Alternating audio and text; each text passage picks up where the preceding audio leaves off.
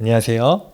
유아 세례 교육을 맡게 된 예금부 담당 목사 김하인의 목사입니다. 이번 2021 상반기 세례식에 세례를 받게 된 모든 아이들을 사랑하고 축복합니다. 하나님께서 귀하게 주신 하나님의 선물인 여러분의 자녀가 하나님의 자녀로 다시 세워지는 이 거룩한 예식을 통해 하나님의 큰 기쁨이 여러분의 가정 가운데 넘치길 간절히 소망합니다. 코로나로 인하여 함께 대면하여 교육하지 못하는 점이 많이 아쉽지만 함께 영상으로나마 준비하며 우리 자녀가 유아 세례자로서 온전한 세례를 받는 준비를 하는 귀한 시간이 되기를 소망합니다. 부모님들께서는 최선을 다해 함께 이 교육에 참여해 주시고 또한 준비하셔서 귀한 은혜가 넘치길 소망합니다. 여러분, 세례는 무엇입니까? 여러분들은 모두 세례를 받으셨습니다. 이 세례를 먼저 기억하는 것이 우리에게 굉장히 중요합니다. 세례란 예수님을 구주로 믿고 영접하며 예수님을 주님으로 고백하는 사람이 교회의 한 가족으로 입교하는 아주 중요한 예식입니다. 세례식은 그리스도의 몸인 교회가 공동체적으로 행하는 공적인 예식이며 여기에는 물이 사용되지요. 이러한 세례를 받아야 하는 이유는 무엇일까요? 첫 번째, 바로 예수님이 우리에게 보여주신 본을 따르는 것이기 때문입니다. 마태복음 3장 13절에서 15절에 보면 예수님께서 먼저 세례 요한에게 나아가 세례를 받으십니다. 함께 그 말씀을 읽어볼까요? 이때에 예수께서 갈릴리로부터 요단강에 이르러 요한에게 세례를 받으려 하시니 요한이 말려 이르되 내가 당신에게서 세례를 받아야 할 터인데 당신이 내게로 오시나이까? 예수께서 대답하여 이르시되 이제 허락하라. 우리가 이와 같이 하여 모든 의를 이루는 것이 합당하니라 하시니 이에 요한이 허락하는지라. 예수님께서 그 세례를 받으신 이후에 하늘로부터 큰 소리가 임하게 되고 이는 내가 사랑하는 아들이라는 표징을 하나님께서 보여주셨습니다. 두 번째로 세례를 받아야 하는 이유는 바로 예수님이 우리에게 세례를 베풀라고 명령하셨기 때문입니다. 부활 후 40일간 제자들과 함께 하신 이후에 마지막 승천하시기 전에 제자들을 향하여 지상 명령을 내리시죠. 마태복음 28장 19절에서 20절의 말씀을 함께 읽어볼까요? 그러므로 너희는 가서 모든 민족을 제자로 삼아 아버지와 아들과 성령의 이름으로 세례를 베풀고 내가 너희에게 분부한 모든 것을 가르쳐 지키게 하라. 볼지어다 내가 세상 끝날까지 너희와 항상 함께 있으리라 하시니라. 아멘. 주님께서는 우리에게 모든 민족으로 제자를 삼아 그 이후에 세례를 베풀라고 명령하셨습니다. 그 명령에 순종하는 것이 바로 이 세례 예식입니다. 세 번째로 우리가 세례를 받아야 하는 이유는 바로 나 자신이 진실로 그리스도임을 나타내는 것이기 때문입니다. 교회는 세례를 받은 성도를 교회의 정교인으로 인정합니다. 물론 누구나 교회의 가족이 될 수 있고 교회는 모든 사람에게 열려 있습니다. 하지만 세례를 받은 사람만이 교회의 정교인이 되어 교인의 의무와 책임, 권리를 맡게 됩니다. 우리가 마치 결혼식을 함으로 인해서 두 사람이 부부로 많은 사람들에게 인정받는 것과 동일한 것입니다. 이러한 의의로 우리가 세례를 받게 되는데요. 이러한 세례는 어떤 의미가 있을까요? 첫 번째, 우리 안에 죄의 용서와 구원을 확신하게 됩니다. 모든 사람을 하나님을 떠나서 불순종함으로 죄인입니다. 죄는 반드시 대가를 지불해야 하는데요. 그 대가는 바로 죽음이죠. 그러나 죄를 용서받고 영원한 죽음에서 영원한 생명의 삶을 사는 길이 바로 예수 그리스도 안에 있다고 주님께서 말씀하셨습니다. 하나님은 죄인을 구원하시려고 예수님을 이 세상에 보내셨습니다. 예수님은 십자가에서 죽으심으로 우리의 죄의 대가를 대신 모두 지불하셨죠. 예수님은 부활하심으로 또한 영원한 생명을 모든 믿는 자에게 가져오셨습니다. 예수님을 믿는다는 것은 곧 내가 죄인임을 인정하고 회개하여 예수님을 나의 구세주로 믿고 고백함으로써 내 죄가 씻음을 받으며 죄의 징벌을 벗어난 새로운 존재가 되어 영원한 생명과 천국의 삶을 사는 것을 말합니다. 그러므로 세례는 나 자신이 예수님의 사랑과 은혜를 통하여 죄의 용서와 정결함을 받은 존재임을 확증하고 하나님께 삶을 헌신하는 매우 귀한 예식입니다. 두 번째로 우리가 받는 세례의 의미는 예수 그리스도의 죽으심과 부활의 은혜에 참여하는 것을 말합니다. 로마서 6장 3절에서 4절의 말씀을 함께 보겠습니다. 무릇 그리스도 예수와 합하여 세례를 받은 우리는 그의 죽으심과 합하여 세례를 받은 줄을 알지 못하느냐. 그러므로 우리가 그의 죽으심과 합하여 세례를 받음으로 그와 함께 장사되었나니 이는 아버지의 영광으로 말미암아 그리스도를 죽은 자 가운데서 살리심과 같이 우리로 또한 새 생명 가운데서 행하게 하려 함이라. 아멘. 세례는 바로 내가 예수님의 십자가의 사랑을 받아 그리스도의 죽으심과 부활에 참여한 복된 존재임을 공적으로 고백하고 또한 확증받는 예식입니다. 세 번째로 내가 진실로 그리스도인임을 보여줍니다. 세례가 우리를 구원하는 것이 아닙니다. 오직 예수님을 믿는 믿음으로 우리는 구원을 받습니다. 그러나 세례는 우리가 진실로 예수님을 구세주로 믿고 주님으로 영접하여 진정한 그리스도인이 되었음을 공적으로 고백함으로 드러내는 성례전입니다. 교회는 세례식을 통하여 성도를 진정한 구원받은 천국의 가족으로 받아들이고 이를 축복합니다. 세례식은 거듭남을 확증하는 거룩한 통과 의식과 같다는 말씀이죠. 이것을 기억하셔서 우리 자녀들이 함께 이 세례에 참여하기를 소망합니다. 그러면 이 세례를 받은 이 사람들은 어떠한 삶을 살아야 할까요? 우리가 예수님을 믿고 죄의 씻음과 용서와 구원을 받은 존재가 되었지만 우리는 여전히 죄를 짓는 연약한 존재입니다. 세례를 받는 것이 더 이상 죄를 짓지 않는 사람이 되었다는 것을 의미하는 것이 아니라는 거죠. 또한 세례를 받은 후에 죄를 짓는다고 해서 우리가 받은 구원과 영생 그리고 천국이 취소되는 것도 아닙니다. 그러므로 우리는 세례자의 삶에 대해서 잘 알아야 합니다. 우리가 자신이 죄인임을 고백하고 예수님을 구세주로 믿을 때 일어나는 일은 우리의 존재가 완전히 바뀌는 것입니다. 예수님 안에서 거듭남은 새로운 존재로 태어나는 것을 의미합니다. 이제 우리는 그리스도 안에서 다른 정체성을 가지게 되었습니다. 즉, 그리스도인은 정체성이 다른 사람들이라는 말씀입니다. 쉽게 말하면 그리스도인은 인종이 다르다는 것이죠. 예수님의 길을 걷는 성도가 그리스도인으로서 남과는 다른 정체성을 가진 존재라는 사실을 잊어버린다면 그 성도에게서 그리스도인다움은 사라지고 말게 될 것입니다. 그래서 우리는 다음 네 가지를 기억하고 도전하며 살아야 합니다. 첫 번째, 세례자는 하나님 나라의 백성임을 기억하며 살아야 합니다. 우리는 대한민국의 백성입니다. 하지만 그 이전에 하나님 나라의 백성임을 기억하고 하나님 나라의 백성답게 살아가는 저와 여러분이 되기를 소망합니다. 다시 말해 언행이 하나님 보시기에 기뻐할 수 있는 삶이 되어야 한다는 것이죠. 두 번째로 세례자는 성령님의 힘으로 살아갑니다. 우리는 세상 속에 발을 딛고 살아가고 있습니다. 그러다 보니 우리는 계속해서 세상을 쫓는 연약한 모습을 가질 수밖에 없습니다.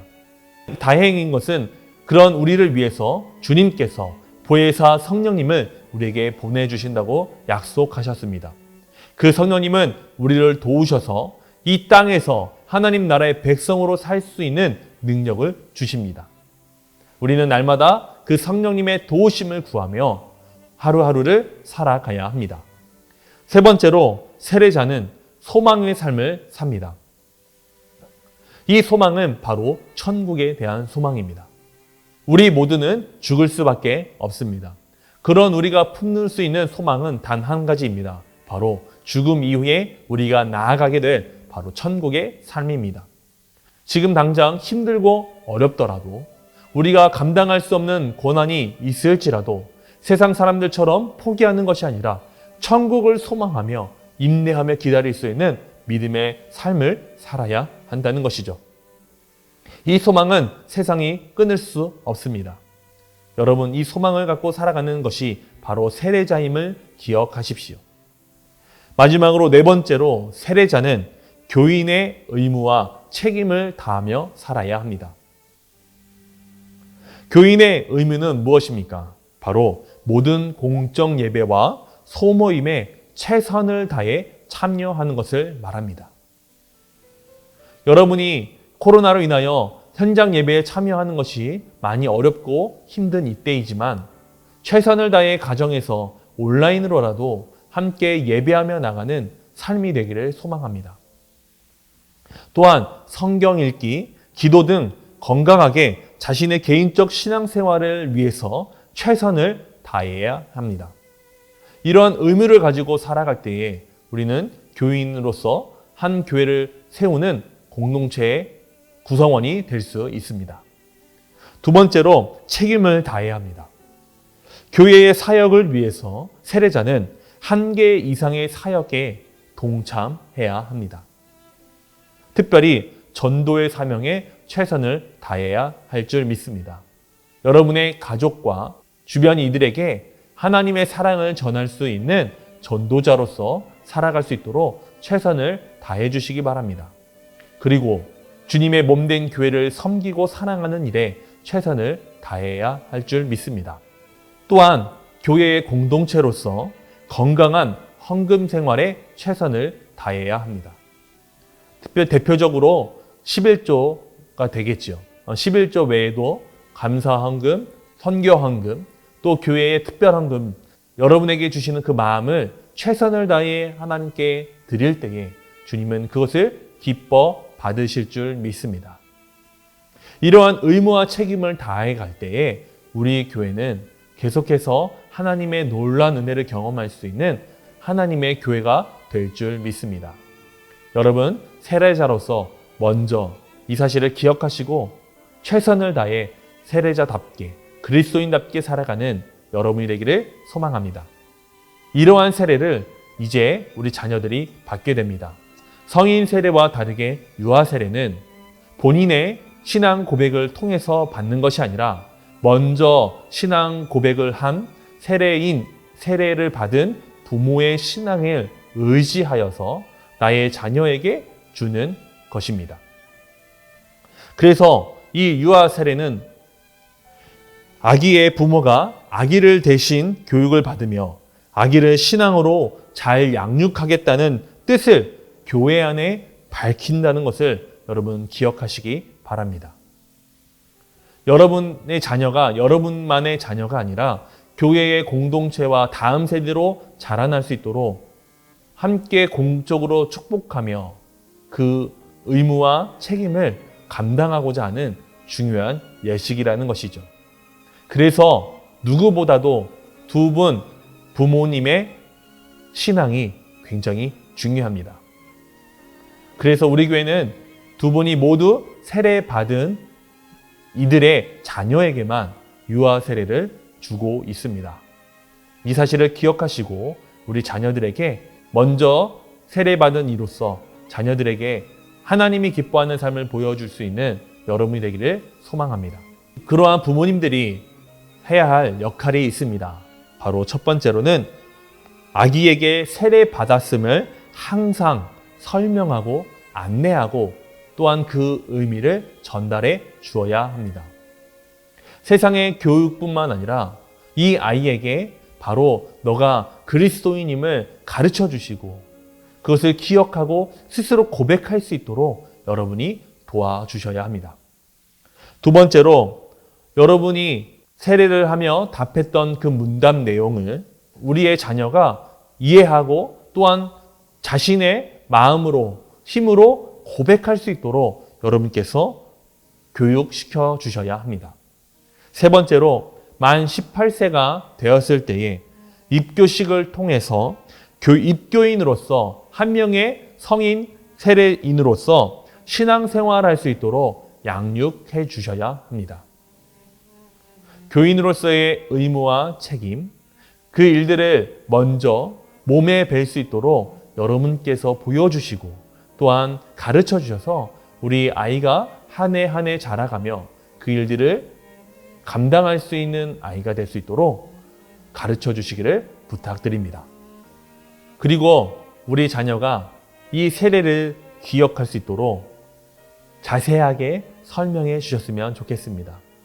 우리 아이가 세례 받은 날짜를 기억하고 그리고 세례 받은 교회를 기억하고 세례를 주신 목사님을 기억함으로 내가 세례 받은 그리스도인임을 깨달을 수 있도록 그 이야기를 날마다 생일을 챙겨주듯이 알려주셨으면 좋겠습니다.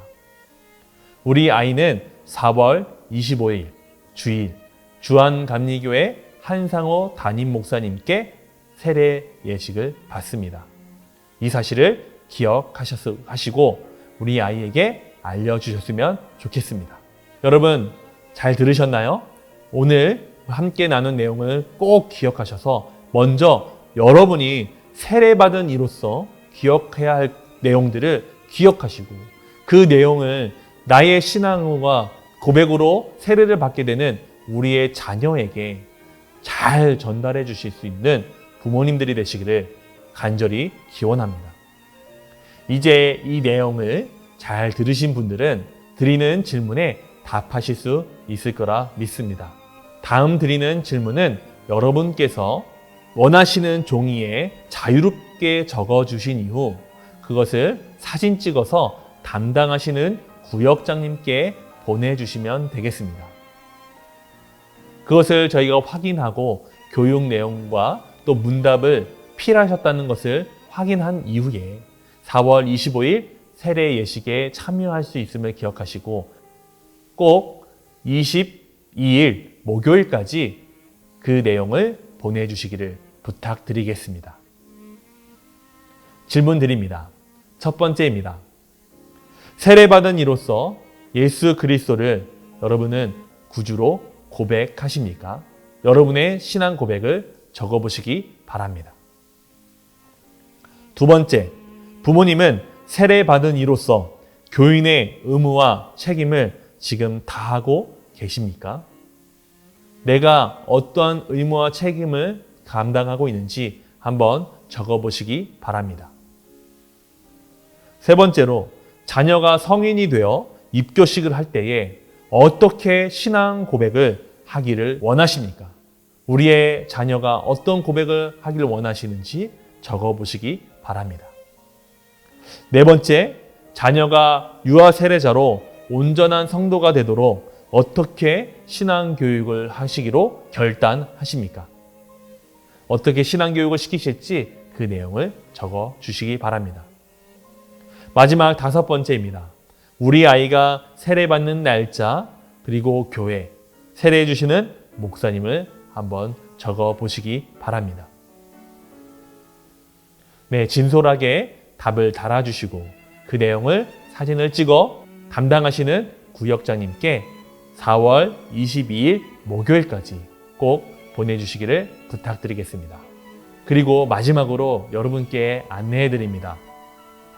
우리 교회는 0세에서 4세 아이들이 부모님과 함께 오전 11시 엠브리지 301호에서 예꿈부란 이름으로 함께 모여 즐겁게 예배하고 있습니다. 아직 이 예배에 참여하지 않고 있는 가정이 있다면 언제든지 찾아오셔서 함께 예배하기를 원합니다. 우리 아이와 부모님을 위한 가장 적절한 예배가 준비되어 있습니다. 함께 그곳에서 만나기를 소망합니다. 여러분의 가정과 여러분의 자녀 가운데 하나님의 큰 은혜가 넘치길 간절히 기원하며 이상 세례 교육을 마치겠습니다. 감사합니다.